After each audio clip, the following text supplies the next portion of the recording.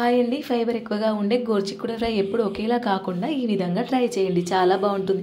ముందుగా గోరుచిక్కుడుని ఫ్రెష్గా కడిగి వీలైనంత వరకు సన్నగా కట్ చేసి పక్కన పెట్టేసుకోవాలి.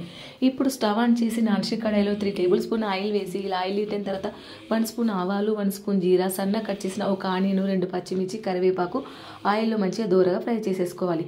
ఇలా ఫ్రై అయిపోయిన తర్వాత ముందుగా కట్ చేసిన గోరుచిక్కులని 1 స్పూన్ పసుపును కూడా వేసి బాగా మిక్స్ అయ్యేంత వరకు మనం మంచిగా కలిపి దగ్గర పడేంత వరకు 10 నిమిషాల వరకు మూత పెట్టేసుకోవాలి. అప్పటి వరకు 1 స్పూన్ జీరా, 1 స్పూన్ ధనియాలు, 1 స్పూన్ నువ్వులు, 5-6 వెల్లుల్లి రెబ్బలు, ఒక 2-3 ఎండుమిర్చి, 2 స్పూన్ల పుట్నాలు మిక్సీలో వేసి పొడి పట్టుకోవాలి.